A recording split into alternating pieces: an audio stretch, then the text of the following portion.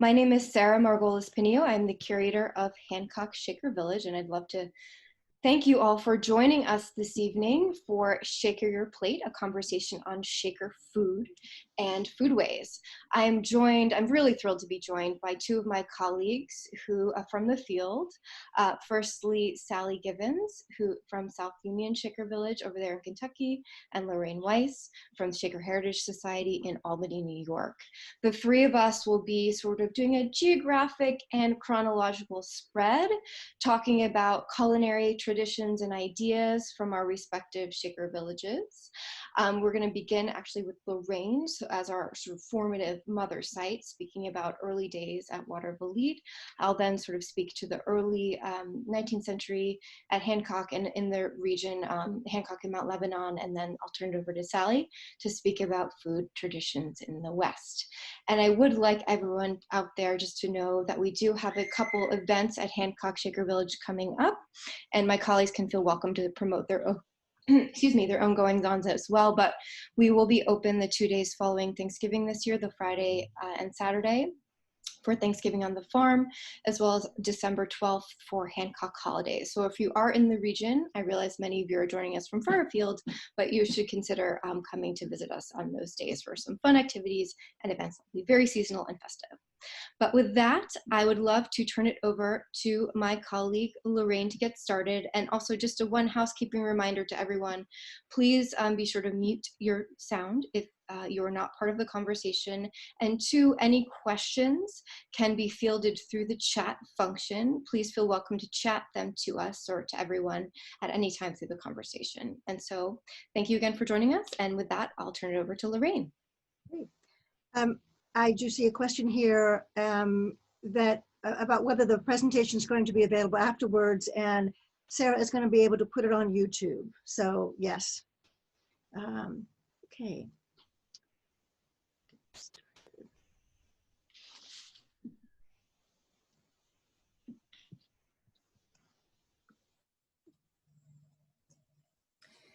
So I'm Lorraine Weiss again. I'm the education coordinator at Shaker Heritage Society, which is in Albany. And I just want to, let's see,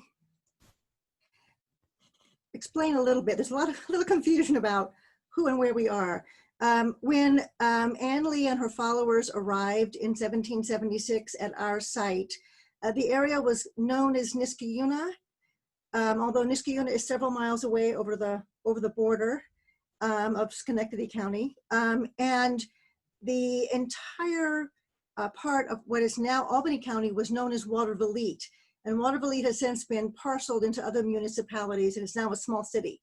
But initially, kind of the region was Niskayuna and Watervliet, and those are the two names, historic names, associated with our site. Today we're located in the town of Colony, and we have an Albany mailing address. So if you're confused, you're not the only one, but that's the reason for all of those names. Albany was chartered as a city in 1686, so there are a lot of early names in the area. And I just want to set the stage a little bit as the three of us are talking. We're talking about food, which is always a big topic. But I want you to keep several things in mind, that while being in union was a key part of Shaker life, we can't talk about Shakers in black and white. Given human nature, there were some variations among the families in each community, and certainly among all of the communities themselves. So we, in some cases, are going to talk about very bountiful tables, but of course, financial constraints or other factors might have led to differing economic conditions, which of course impacted diet. We're going to be talking about some of the wonderful cooks, and yet there are journal entries which note how wonderful it is that someone is either being relieved of cooking or is returning to the kitchen. So that'll give you an idea that some things weren't always rosy. There's a great journal entry in the early 20th century of a South family here. Anna Gepper notes that a certain sister, quote, came out of the cook room to rest up a while, and I might add, to give the rest of us a rest from her abomination cooking, as she put it. In addition, of course, we're also talking about 150 years of history. So that involves a lot of changes too. So all of this is a way of saying, in addressing the topics of food, we're going to highlight some shared experiences and some variations, but we're going to just give you some snapshots in time.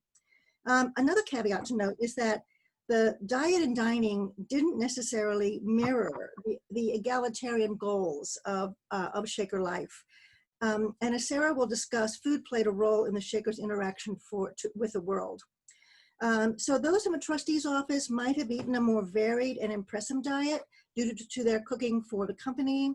In addition, the elders and ministers were often served either in their quarters or in a separate dining room or a separate table in the dining area.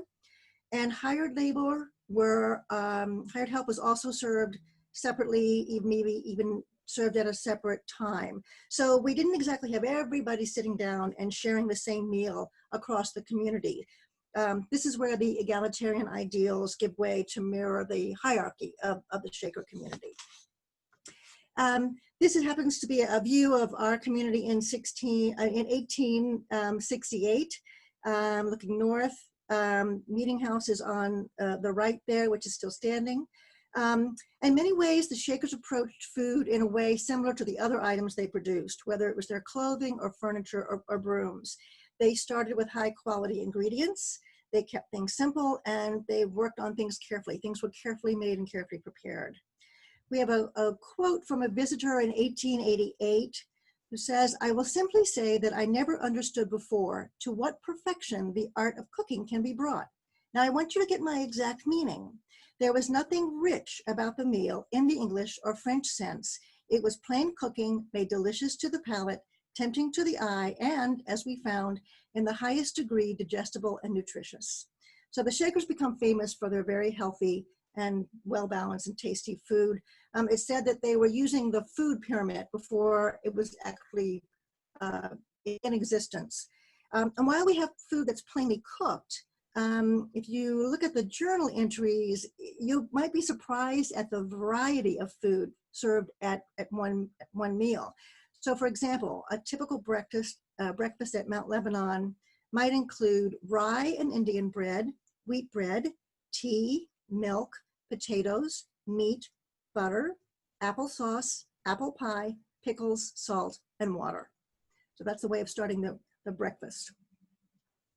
Now we know that the Shakers were growing a variety of vegetables and grains, both for themselves and for their animals. They were raising beef, poultry, and pork. We'll talk about pork in a bit. This is a map of the church family in 1838. And so you'll notice, if I can point out, so you have the mill pond here, which was a source of fish. You have the orchard here. You have the gardens at the top. There's a botanical garden and a hog pasture in the middle. And then here is the seed and sauce garden. So they have a varied diet. The diet is broadened when finances allow them to buy food from the world. So at the church family, while we know there were eels and trout at the mill pond, given access to the Port of Albany, which is only about 10 miles away, we know that they brought in other foods from other markets. So in the winter, we have notes of them buying about 120 pounds of codfish or 200 pounds of fresh cod, which they split with the North family. In the spring, they might buy shad and herring. And then later in the 19th century, we see mention of oysters being served at Christmas. So there's also mention of raisin cake. So they have started to absorb more worldly habits when it comes to eating. On the other hand, the role of food plays a role in their worship also. They're fasting on certain days also throughout the year. So as with the larger world, their menu was shaped by seasonal availability, although this is expanded through the preservation of foods, which we'll get to in a minute. But for example, in 1837, Phoebe Ann Buckingham notes that they have gammon is taken out of the brine. So they were preserving ham that way. In 1855, she notes that it's Thanksgiving and then talks about the work that they did that day. Finished with meat, salting some meat, making 428 pounds of sausage, frying beef tallow, and boiling tripe. boiled and shaped minced pie meat, made head cheese, and packed down sausage meat. So the preservation of meat certainly expands the seasons. In many ways, we can look at the provision of food as one of the Shaker industries. Just feeding themselves took an enormous amount of effort. So we have a large-scale production. There was a British visitor in the late 1840s who commented that he was surprised to discover the only localities in this state, which I think it was either Massachusetts or New York, in which farming is carried on systematically on a large scale are the settlements of the Shakers. And we know that everybody took part in certain aspects of producing food. Everybody is helping with harvesting and processing at one time. These images are from, this is again, the late 1860s, early 1870s at the Church family. All those little boys are posed. This is Anna White and the girls at the South family in the late 1800s, about 1890s. And these are people, I think, of the North family picking beans in the 1920s. The work relied on collaboration of brethren and sisters, as all the other industries did also. Sometimes brethren had full responsibility for some of the work, like butchering or tapping maple syrup. There are some instances where they're taking on all the baking for a short period of time at Mount Lebanon, but everybody pitched in. And the children also, of course. There's a very funny diary entry of a young boy who says he'd rather die than peel one more peach. Gives you an idea of the scale of the children's involvement. Where there was true reciprocity between the brethren and sisters, the brethren provided good working spaces and equipment. So they were helping to furnish the kitchens, they were building racks, they were piping in the water, they were making and providing all the tools they could make, and certainly procuring tools that couldn't be made from the world. And this was for dairying, for cleaning, and for cooking. And again, there's a comment about this from the outside world.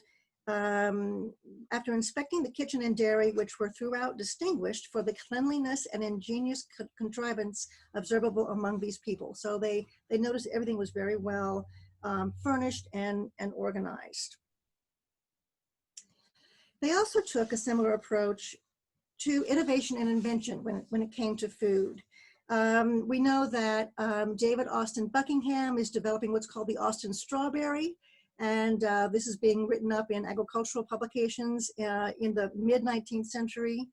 And they worked at making cooking more efficient and processing food more efficient, just like they did everything else. So George Price was a member of the Church family, and he is credited for inventing a butter squasher, a butter worker, and also a pea sheller. So there's several journal entries about him patenting this pea sheller and getting equipment for it, and then going and helping some of his clients use it more efficiently. There's also, of course, canning that goes on. And by the 1856, a new cannery is built in the Watervliet community. And this is the 3-story wing you're seeing here. They are canning their own food initially, and then in the 1860s, because they're hiring more outside help, they actually have someone come up from New York City to run the cannery for them. And they're talking about canning peas, succotash, and tomatoes. In 1869, they note canned 210 dozen tomatoes today, the most ever done in a day. So again, the canning and preserving extends the seasons for them and also provides income. And this goes on well through the 1920s. So here we have Anna Gepper at the South family noting how many truckloads and cases they're producing in the teens and 20s, and saying, finished up canning for this year, thank the Lord. And just to point out, the labels, which some of you may know, were always noted with the trustees of the communities. Anna Case is both trustee and an eldress. She's actually the last eldress of the Watervliet community. And of course, I can't mention food without mentioning apples. So here's a detail of that apple orchard in 1838. Apples were a very important item in the life of Shakers. They stored them throughout the year. They made apple butter and applesauce and apple cider for their own use and also for the world. Cider was also used in place of white sugar when it was expensive and not always available. And they used it along with honey, maple syrup, maple sugar to flavor many foods. Cider was also used to season vegetables, make cakes, pies, and puddings, and also used in sauces on meat and poultry. They made a lot of sauces. By the 1830s, the cider production began to decline, but apples were still very important. The introduction of the railroads meant that they could ship them. This again became an item for sale, but it was important to develop varieties that could withstand shipping. So we still have a little orchard on our site, has about 64 trees. These happen to be sheep nose apples. It's kind of fun to look at the varieties that were grown. We recognize some of them, but not all of them. These are sheep nose. They are a little bit elongated, like a sheep nose. You can kind of see that here. And how do you deal with all these apples? Well, you're drying them. You're cutting up and drying them. One of my objects to show today is our drying house, which was constructed in 1856. It's right on the banks of the stream that goes through the property, but you can actually see the orchard in the background there to the left. So they are cutting up a lot of apples. There's a note that they're using an apple peeler. Let's see if I can get pair 25 barrels, a good day's work. We had a new machine that one person could use to pare a barrel of apples in 20 minutes. So in cooking, the sisters are also striving for efficiency, as they did, again, with other aspects of their life. And they are approaching cooking with the same mindfulness they're approaching furniture making or textile production or any other aspect of their life. There are certain conventions in the kitchen. You are not supposed to bother the sisters. You are not supposed to ask them for snacks. We know that because some people broke that rule, so we hear about them breaking the rule. There is a convention of how the meal is served. It's served in for groups of 4, so you're not serving everybody individually. They're helping themselves. And you get a sense of that process when you read the list of rules written for children on how to behave at the table, how to serve yourself, how to wipe your knife on your bread before you help yourself to a part of the food. They are certainly avoiding waste. You're taught you only take as much as you're really going to eat. You shaker your plate, you clean your plate, you don't waste anything. And you're also, the meals are eaten in silence because you're not going to talk. It's not a social hour. You're going to get in, you're going to eat, the sisters are going to serve, then they're going to be able to clean up and get on to the rest of their day, or prepare for the next meal, more likely. This is another item from actually it's from the Hancock Shaker collection. It is a recipe book produced by a sister, Lavinia Dutcher. She joined the Groveland community, and then when that community closed, was moved to the North family of the Watervliet Shakers, and she then moved to the South family when the North family closed and died at the South family. And we're really delighted that Hancock has shared this with us. We've just scanned it, and I have a wonderful volunteer who may be on this program who is transcribing it for us. But you can see that there are meat dishes here. There are a lot of puddings and desserts and sauces here, and a number of cakes also, including a fruit cake and jelly roll. And we will make some of these recipes available after the program. So in general, again, food is a very important part of life for the Shakers, just like it is for us. There is a memoir written by a woman late in her life who spent 6 years when she was a very young child with the South family. And this is what she said. I love those times in the kitchen before and after supper. In the winter, there was the soft glow of light flickering from lamps with gleaming chimneys and shining reflectors placed around the walls.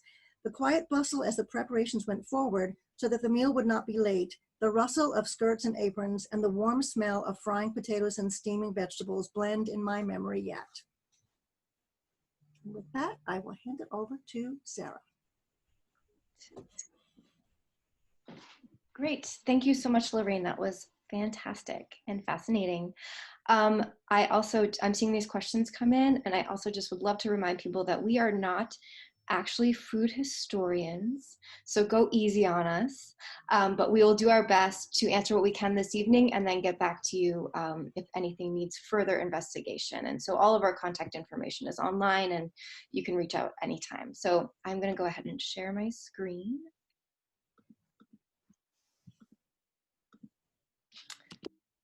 Okay. So I have a sort of odd point of access to this conversation, but bear with me. In 2017, Malaysian design studio No to Scale proposed a 1,954-mile-long dining table to be made of polished white marble installed along the border between the US and Mexico.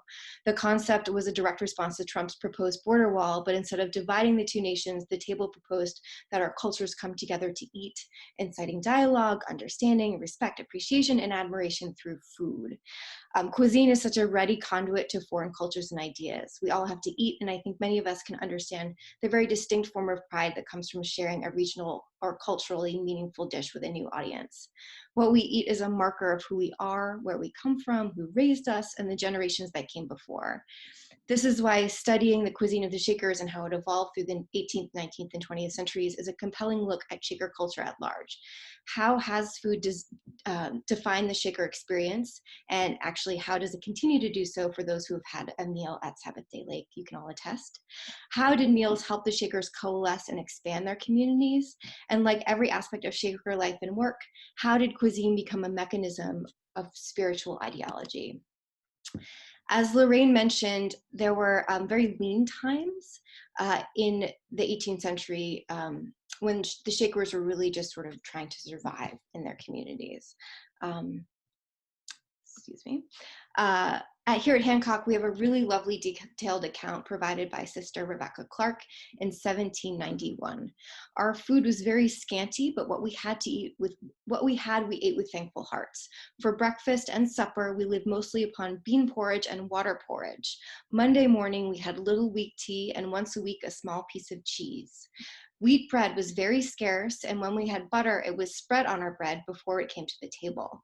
Our bread was made chiefly of rye and Indian meal mixed together. Our dinners were generally boiled. Once in a while, we had a little milk, but this was a great rarity. As Shaker communities became more established and industrious, abundance in the fields, gardens, barns, and orchards led to abundance in pantries, kitchens, dining rooms, and bellies. In the 1820s and 30s, the Shakers constructed some of their most impressive works of architecture, dwellings and barns monument-like in their prominence, notably that limestone center family dwelling at Pleasant Hill, the roundstone barn and brick dwelling at Hancock, the expanded great house in Mount Lebanon, and the great stone dwelling house in Enfield, New Hampshire. These great stone and brick houses express a sense of security and of permanence through the architecture and design that was further reinforced by the codification of rituals of daily life and worship, guidelines of Shakerism that could be disseminated and enacted efficiently through the growing diaspora of communities. The decades of 1820s through the 1850s were significant in myriad ways, prolific in fact, and following Mother Lucy's death in 1820, there was a new generation of young Shakers who physically, economically, spiritually built these communities from which they could enact Shaker ideals. During this time, we see Shaker industries thriving, communities expanding, communication improving, thanks to printing operations, and a period of intense spiritual fervor known as the Era of Manifestations or Mother's Work. Two, we see the publication of first and second editions of the Millennial Laws in 1821 and 1845, a foundation for conduct issued in tandem with additional edicts governing Shaker behavior. Etiquette around dining and food. Etiquette around dining and food featured prominently in these formative bylaws. An early 1816 table monitor published out of Enfield, Connecticut outlined, "If you are obliged to sneeze or cough, don't bespatter the victuals. Make use of your handkerchief. Clean your knife on your bread before you cut butter and after cutting butter before you put it into the applesauce, but never clean it on the edge of the platter, etc. Scratching the head, picking the nose or ears, belching, sniffing, talking with a mouth full of victuals, or picking the teeth are accounted ill-mannered at the table and must be left off. And lastly, when you drink, never extend your underlip so far down that one would think the cup was going to be swallowed whole." really funny. And I can only imagine the behavior that prompted such a broadside. In 1821, the millennial laws followed, devoting an entire chapter, chapter 8, to concerning good order in eating in the management of provisions, attending to meals, etc., which advises on issues ranging from keeping out of the kitchen, you do not interfere with the work of the kitchen sisters, to not eating upright fruit, unseasoned cucumbers, or any kinds of raw fruit or nuts before breakfast or after 6 p.m. And fresh baked bread was added to the list of prohibited items in 1845. You only ate day-old bread. Crucially, the final eighth law instructs, no one is allowed to be absent from meals unless duty requires, and in 1845 it was added, or in case of ill health. 1845 also saw the addition of, no one should talk while eating, and no one present should talk to any person that is eating unless it be necessary. These 2 points express how crucial meal times were to the Shakers. It was important to come together as a community and as a family to break bread, to share and give thanks for the abundance that had been provided. It can be surmised that food was nourishment for community, body, and spirit, a way to coalesce around shared experiences that happened to provide fuel for the demands of being a Shaker. At Hancock, the church family occupying the iconic 1830 brick dwelling met for breakfast at 6:30 a.m., dinner at 12 noon, and then supper at 6 p.m. The tolling bell would initiate mealtime ritual, and brethren and sisters would file into their separate sides of the dining room to enjoy the products of all their labors in silent appreciation. As an agrarian community, much of Shaker diet can be surmised from agricultural records, as Lorraine pointed out. Economic ledgers help fill in ingredients that were purchased, things like molasses, citrus, fish, spices, et cetera, as well as written descriptions recorded by the Shakers, notably Isaac Newton Young's in his History of Mount Lebanon. Visitors to Shaker communities have provided some particularly animated and reverent descriptions of mealtimes. Hospitality was a core component of Shakerism, and communities were, for the most part, welcoming to visiting diners. One of my favorite visitor accounts comes from the New York Times in 1855, which is as follows. But what a lunch. There was cold boiled meat and roast meat in abundance. There was mush and a style of pudding we had never seen before. Hominy, boiled sap, and cracked corn with milk that comes from cows! Exclamation point. There was butter, yellow as gold, and butter white from late working, according to the pasture that the cows fed on. The bread was homemade to the sort that bakers can't make, and the biscuits threatened to rival the bread in size.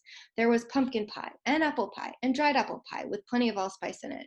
So when we arose from our lunch, we were stuffed to a degree that we would not have given a fig for the best dinner ever planned by mortal man.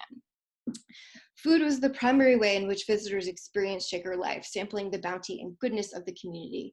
As such, meals were an effective tool for recruitment. In early lean years, scarcity abounded. Rural people were hungry after spouses died or farms failed, hence the winter Shakers. As time went on, hospitality played a central role, a very similar role to the Shakers as it did for their spiritual father, Jesus Christ, food being a primary way that he demonstrated his love and compassion for humankind. 2, food was a direct conduit to the divine. It was the product of Shaker labor and thereby the product of faith. Hands to work, hearts to God. I imagine that silent meal times, while efficient and time-saving without chatter, served the purpose of making space for spiritual contemplation, specifically thanks for the bounty of God's earth and skilled Shaker hands. What interests me is the conflict that emerges around the undeniable pleasure of mealtime, coming together to share delicious, dopamine-releasing dishes, cultivate a sense of community and spirituality for Shakers and visitors alike. However, these very same feelings could be seen in a negative light, too pleasurable, facilitating an easy turn towards more salacious thoughts and inclinations that went against celibacy. The Shakers pursued diet reform as a way to control unhealthy and immoral impulses, abstaining from certain foods that were seen as easier to withstand the temptations of the flesh. Experimentation with vegetarianism and Grahamism embodied the quest for physical and moral perfection through diet. More broadly, in American culture, these movements represented an attempt to implement moral, physiological, and social reforms in everyday life. And like other utopian groups, the Shakers adopted meatless diets to encourage spiritual purity, promote simple living and frugality, and uphold communality. In 1820, the Central Ministry at Mount Lebanon issued a statement concerning diet and dress that introduced some changes for the better. The proposed changes included a reduction in the amount of, quote, animal food or meat product consumed by the believers and greater attention to habits of healthy living. Unlike written bans on specific food and drink that followed, the 1820 letter merely recommended dietary restrictions and intended that individual communities decide for themselves if and how to implement these changes. The ministry argued that converting to a meatless diet would promote Shaker values, unity by prioritizing community taste over individual, economy through simple living, and the sexual division of labor by tasking kitchen sisters with the important endeavor. The vegetarian movement gained momentum in the 1830s when Sylvester Graham began his crusade. Graham, an initiator of health reform movement and an inventor of the graham cracker, was a Presbyterian minister and an agent for the Philadelphia Temperance Society. After moving to Philly in 1830, he expanded his standard temperance lectures to include advice on the science of human life, a regimen that added sexual chastity and a vegetarian diet to simple abstinence from alcohol. His prescribed diet eliminated the use of stimulants like tea and coffee and emphasized unbolted grains and baking. By 1835, on the recommendation from Mount Lebanon, Shaker communities were reading Graham's work at evening meetings, and some believers experimented with his teachings. Despite the spirit of openness by allowing communities, families, and individual Shakers to decide on their course of action, the response was fractious. Over ensuing decades, a rift between vegetarians and omnivores developed, each side attempting to convince in turn the other. The core disagreement went beyond personal taste to be fundamentally irreconcilable. The pro-vegetarian Shakers maintained that dietary practice further separated the believers from the world, whereas anti-vegetarian Shakers claimed the fad diet closely resembled worldly practices and was evidence of corruption from outside influences. There was just no way to win here. In the history of Mount Lebanon, Isaac Newton Youngs describes, people have run wild on the subject of Grahamism and are of two parties, going to great extremes in opposite directions. The one discarding all indulgence of the appetite, all rich and delicious, or high seasoned food, all flesh meat, all grease, butter, etc., confining themselves to brown bread or unbolted flour and rejecting the whole train of variety and all sorts of animal food. The other observing no particular restriction but to eat what suits best, saying that their own appetite is the best rule and judge for what is best for them. From what I can gather, the dietary regimes pitted Shaker against Shaker, and the kitchen sisters were just totally overwrought by producing two separate meals. And if I can glean anything from the very Shaker writings and edicts, is that you do not mess with the kitchen sisters again. Point being, discord abounded. Youngs further articulated that it was necessary to compromise and reach a happy medium between strict vegetarianism and meat eating, and to, quote, not be so tenacious in our habits, but that we may harmonize. The dietary issue seemed to have the potential to split the union. There is not much record of how this played out at Hancock beyond an anecdote about the West family and Grove Wright writing a bit about his 12-year stint as a vegetarian. Debate on the subject of meatless diets actually continued to rage into the 20th century. If you look back at the Shaker Manifesto made available through Hamilton College, there are some really fiery pro-health arguments posed in 1889 and 90 that often rely on the arguments of predecessors but add new scientific data of that time. Vegetarian was successfully implemented within the North family of Mount Lebanon, who at one point advised members of the West family here at Hancock on making a vegetarian table. Eldris Anna White's pamphlet, Vegetarianism Among the Shakers, illustrated that the diet of the North family was an example to the rest of the Shaker diaspora. She wrote, breakfast usually consists of oatmeal or wheat mush, baked or broiled potatoes, tomatoes cooked with milk and breadcrumbs, warm apple sauce, and occasionally corn or whole wheat germs. Dinner is more varied. There are 3 kinds of vegetables, sometimes an addition of soup, plain fruit sauce, either pie, pudding, or dessert. And for supper, we have broiled rice with sugar and cream, mashed or chopped potato, tomato stew, apples baked in sauce, or preserves. In 1841, the Shakers implemented a full-blown prohibition on pork. There was absolutely no ambiguity around this one. It was fully restricted. Youngs wrote, but in the year 1841, there was a great change effected in our mode of living, brought about mostly by the gifts of inspiration. Swine's flesh was entirely expunged from the table, and the people avoided all meat and all fish of all kind on the Sabbath, and also pretty much at suppers. What's interesting here is brought mostly by the gifts of inspiration. 1841 marks the height of the era of manifestations, when Shaker sisters and brethren were receiving gifts from the spirit world in the form of images, spoken word, dance, and song. The prohibition of pork was a message received from on high. So here, dietary restrictions are an explicit declaration of faith and something absolutely to be followed. It seems like there was less resistance this time around, given the vehicle. At Hancock, pork was definitely removed from the dining rooms. In a particularly vehement letter to Elder Rufus Bishop at Mount Lebanon from Elder Wright here at Hancock, written in 1840, Wright stated, "Perhaps you may wish to know what progress is making in these parts in regard to that unclean and filthy beast, the hog." That is all underlined, by the way. Well, we can inform you that the filthy beast is getting quite out of repute in this quarter. Here in the church family, they have entirely abandoned the use of swine's flesh for some time past, and it has become useless to cook it, for the folks would not eat it even after it was cooked. And I think there would not be many. If there was any in the church family who would be willing, on any consideration, to put a piece of dead hog, underlined, in their mouth.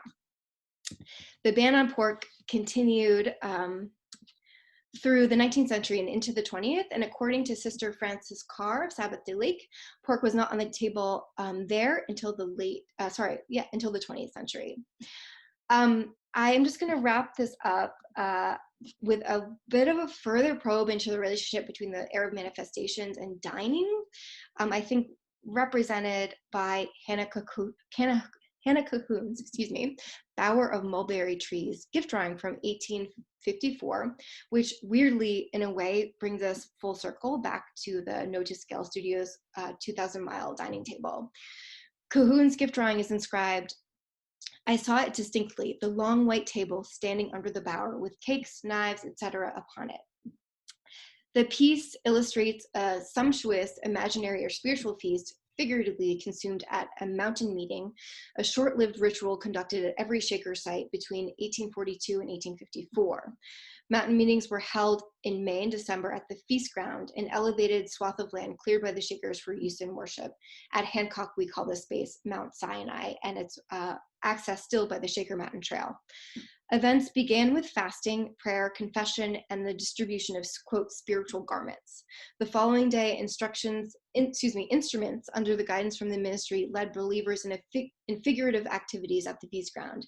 Anointing with oil, washing with feet, sowing and watering spiritual seeds, seeding from a spiritual bowl of love and union, and consuming sumptuous feasts while drinking mother's wine, which often caused figurative inebriation as well.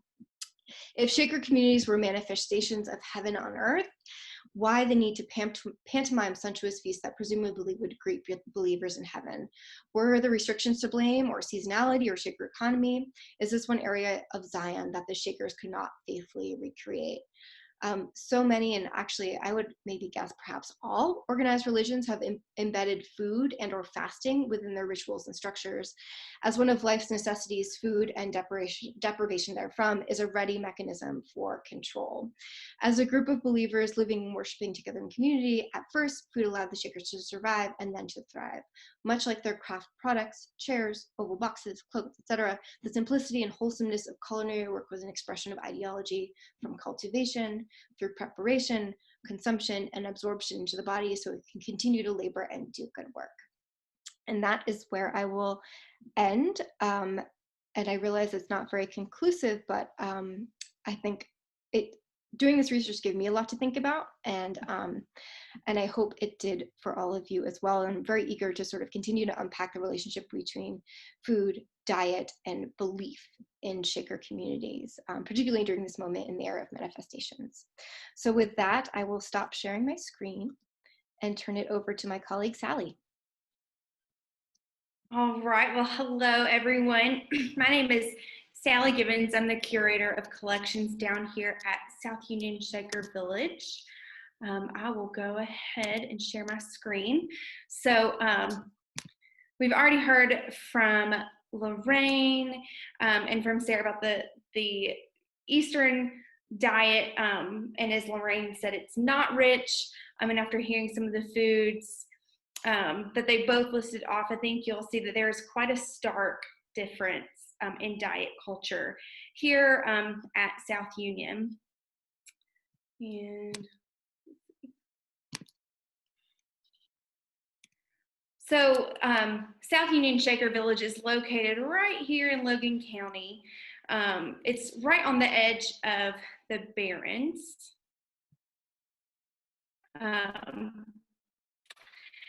And so you can see there's Shaker Town. And so you might think that the Barrens doesn't sound like it might be a very fruitful, pun intended, place to have farmland, but the Barrens actually refers to trees. So there are not a lot of trees here, and that contributes to the farm here, but it also contributes to how the buildings are constructed here at South Union. Whenever you see the New England villages, they are mostly frame structures, but here there's just no trees, none of that old growth. So they're building brick structures here. The Shakers at South Union had an enormous farm.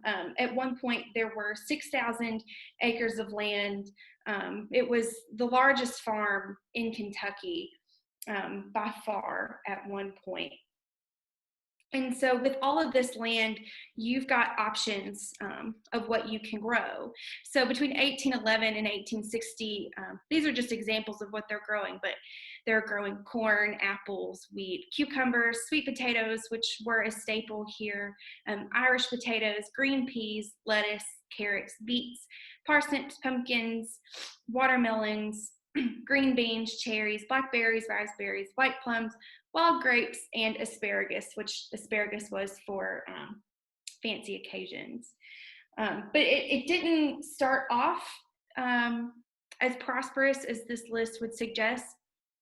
South Union was established officially in 1807, but it's not until 1820 that they are going on their first seed selling trip. So it took them a little over 10 years to really establish food as the source of economy here. And you can see here on the right side of the screen, we've got the seed catalog, which nearly every Shaker village had a seed catalog, but this is for South Union, and there in the bottom corner is an original seed packet we have for a variety of cabbage that was grown here.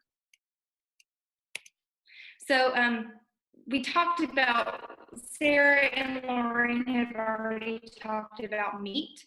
And so here they are eating pork from the beginning. In 1834, as you can see, they have slaughtered, it's about 800 hogs, so about 22,000 pounds of pork. And Harvey Eads, if you're familiar with South Union, was one of the lead elders here for many, many years. And he says, if that ain't greasy, what is? But they're also consuming beef, chicken, turkey, fish, wild game. They were going out and hunting. And something that is important to remember is that these people are Southern. So the three missionaries come from New York, and they convert Kentuckians and people from Tennessee to join the Shaker community. So they have their way of life already established. And it is very different with what the New Englanders and those from the East are used to. Sarah mentioned the ban on pork, which here they did receive that. In 1841, they received the notice of the ban on pork, but it took the Shakers at South Union about 7 years to fully wean themselves off of eating pork. They were raising hogs for commercial sale, and as you can see here, Percival and McGowan, who were some trustees here in the community, they had this marketing created, as well as selling with their garden seeds, but they are marketing for these Berkshire and Poland China pigs. And they brought top dollar, as with anything with the label Shaker, it was known for the quality and how fine it was. So this is our trustee's office. This is, of course, where visitors are coming to stay. And this is likely where Henry Blinn stayed, although he may have actually stayed in the ministry as well, but he would have eaten some meals here. Henry Blinn came to South Union in 1873. And from his journal, put lightly, he hated it. He hated the food here. he says a South Union breakfast consists of fried chicken, fried dried beef, boiled eggs, asparagus, graham gems, fine flour bread, sweet cake, crackers, tea, milk, sugar, butter, cheese, and strawberries. And he says all that for a Northerner's breakfast. We think that she, the cook, would consider the Yankees rather particular in their notions about food. Oh dear, it would require a stomach made of cast iron to endure all the indigestible compounds that active-minded cooks are led to invent. And he says the food is very rich here at every meal. These are a couple of separate meals that he's talking about. But another meal, he says the food is very rich, and some articles are made to swim in melted butter.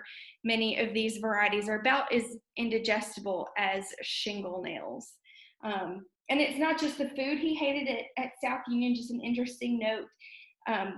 They had peacocks here living outside of the ministry shop, and every night they wake him up about 2 or 3 in the morning with their screaming. If you've ever heard a peacock scream, it sounds horrible. So safe to say that his trip to South Union was not completely favorable. But here in the village in 1866, one of the nurses, Lucy Shannon, she takes note in her journal of the food that they're eating within the village. And so while the Shakers are definitely putting on for Henry Blinn, this is also what they're eating. So while he may have had more volume, this is also what they're eating at the time. So they say, as to our fare in general, we have the cream of the earth, plenty of meal and flour, milk and butter, Irish potatoes, sweet potatoes, apples and peaches, dried and canned, strawberries, asparagus, lettuce, radishes, peas, and greens, and the list just goes on and on with fritters and donuts and waffles. And then her note at the end is that she says, as the present nurse, there is less sickness in common, only one case on hand at present, and that's the most astonishing part of all. So they're aware that this is a rich diet, but you could maybe argue that they are contending that such a rich diet is contributing to a healthier community. And this excerpt is actually pulled, Harvey Eads is pulling this from Lucy's journal, and he says, this stands in great contrast with what we enjoyed in youthhood, when enough of coarse cornbread many a time could not be had. So here at the village, in its 115 year history, there are lean times and there are times of plenty. And Harvey mentions in the journals at another point that he remembers as a young boy the pinch in his stomach at night when they just didn't have enough food. So beverages here in the village, they're purchasing coffee from Louisville as early as 1820. But there is a ban in 1841 on coffee and tea. And so at 1843 is when they finally stopped drinking it. They do try to find alternatives to tea. They gather some red root in the forest to try to have some kind of drink. But that ban lasts about 13 years here in the village. About 1856, they know that they are back to drinking coffee. And then the next drink that is consumed here is something that a lot of people think the Shakers would not drink alcohol. A lot of visitors who come here on a daily basis, they say, did they drink? And they, everybody makes the connection that alcohol and celibacy don't really go hand in hand, but the Shakers were indeed drinking alcohol. And they actually constructed a distillery here as early as 1823 for the production of whiskey. And they actually began marketing this to New Orleans in the 1820s. They are going to New Orleans. They're selling this. They're also buying alcohol from New Orleans. In 1832, they're buying 37 gallons of rum, 4 gallons of Madeira, and 4 gallons of gin. And of course, it says that this is for medicinal purposes, but it's also likely just for consumption as well.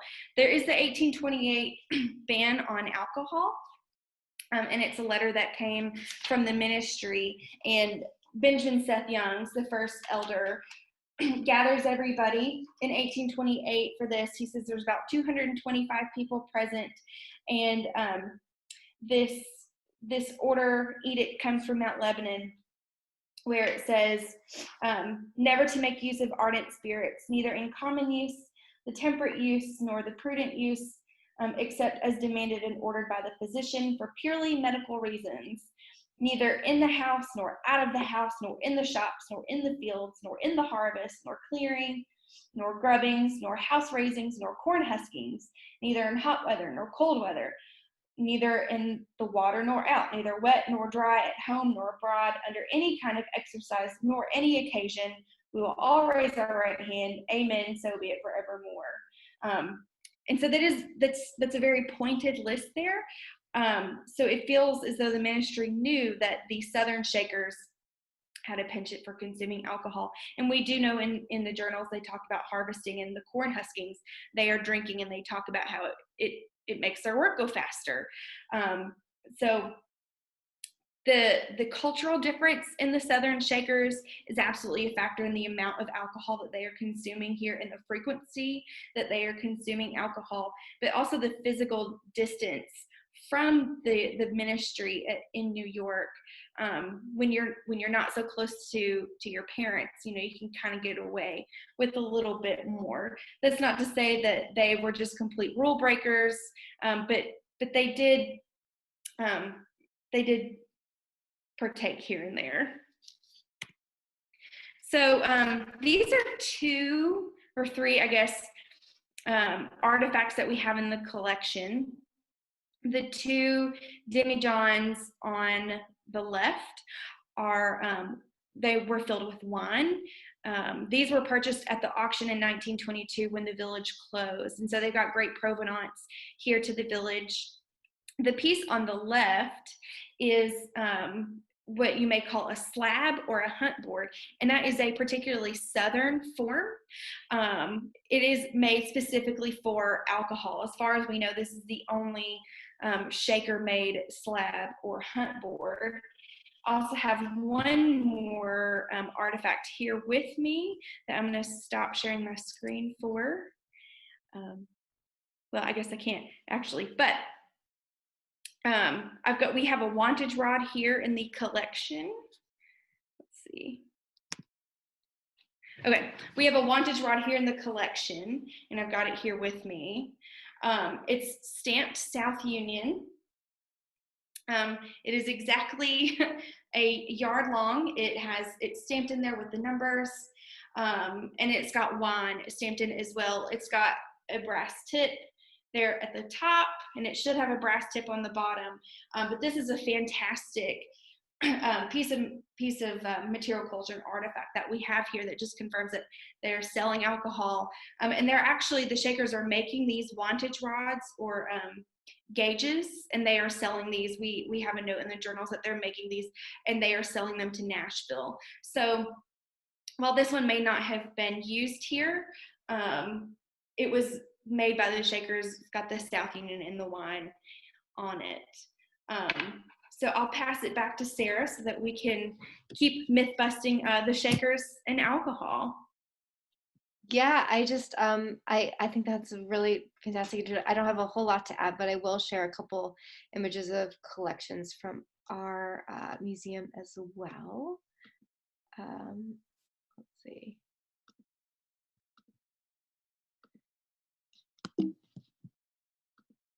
Oh, that's yours. Just to say that, I mean, even if they did stop drinking ardent spirits, quote unquote, which is debatable, they certainly did not stop drinking cider here at Hancock, or I think elsewhere, and potentially wine as well.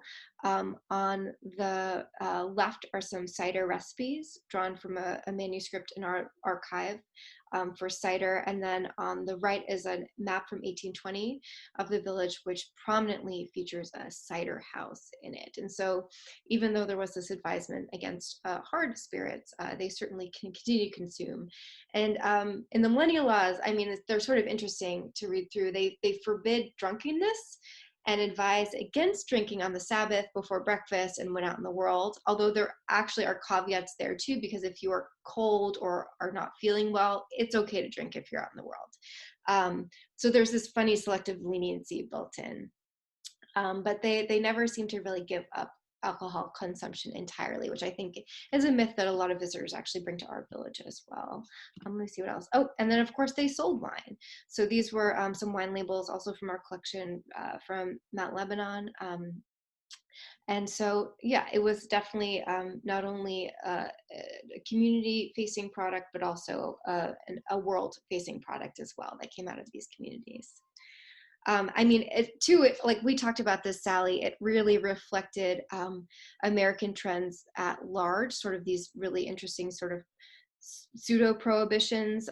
The American Temperance Society, I mean, actually the earliest chapter was founded here in Massachusetts, I believe in 1820, but the National Society was founded in 1826. And so, I mean, really this was a moment when all of these movements towards health and wellness, bodily and spiritually, were sort of gaining momentum, and particularly among sort of more far-flung religious communities as well, is where they really took hold. And so, yeah, I mean, I think the behavior within Shaker communities is completely reflective of American culture at that moment.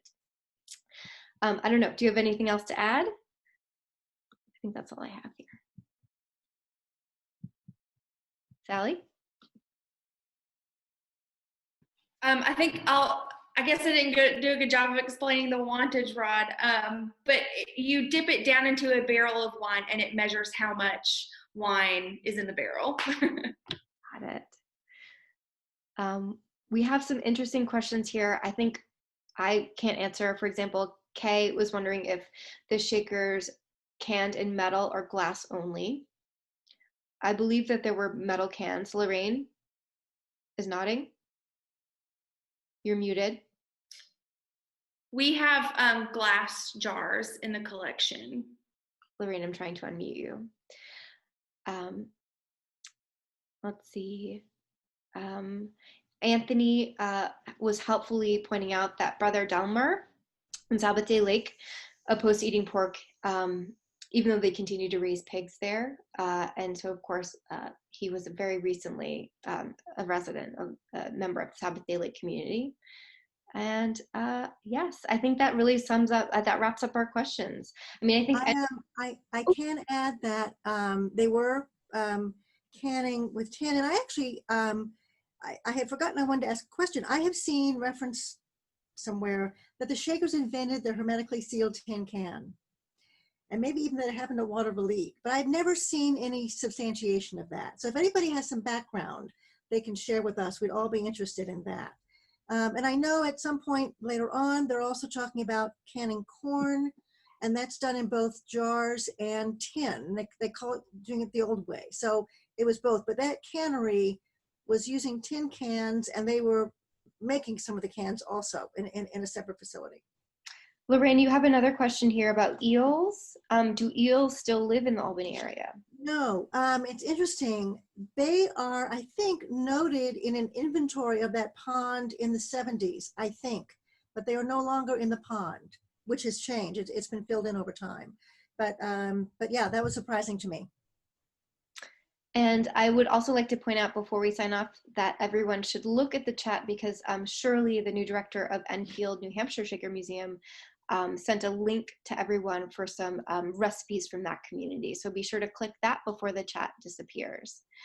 I have one comment. Ann Sayers, you just mentioned they didn't apply for patents. That changed because people started taking their inventions and applying for patents. So if you noticed my mention of George Price, his pea sheller, they're going and applying for patents. So that changes over time. That's a reaction to the world taking advantage of their generosity.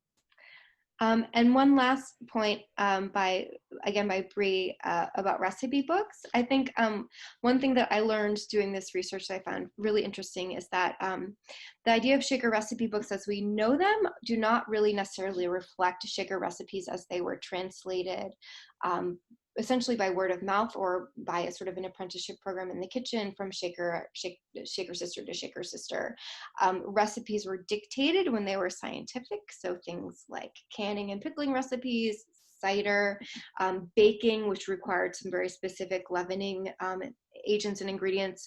Those were written down, but otherwise cooking proper was just sort of flavors and ingredients thrown together more or less on the fly. And so there's a really really wonderful sort of critique by Brother Ted Johnson of the Sabbath Day Lake community in the Shaker Quarterly that I would recommend looking up, where he sort of goes on a bit of a tirade about recent recipe compendiums of Shaker cooking and saying just sort of how inaccurate they are. And he definitely thinks some are better than others, but it's sort of an interesting take on that history as well. But with that, I think for the sake of time, we should wrap it up, unless Sally or Lorraine, do you have any last thoughts?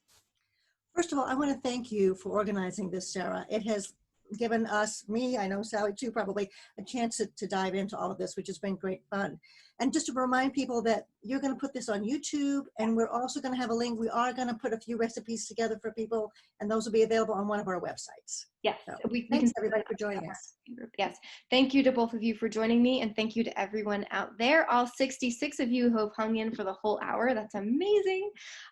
Please stay in touch and be on the lookout for future virtual programs, and particularly future virtual collaborations, because this has been so much fun, just absolutely delightful. So thank you to you both, and to you all. Enjoy the rest of your evening. Take care and be safe. Thank you.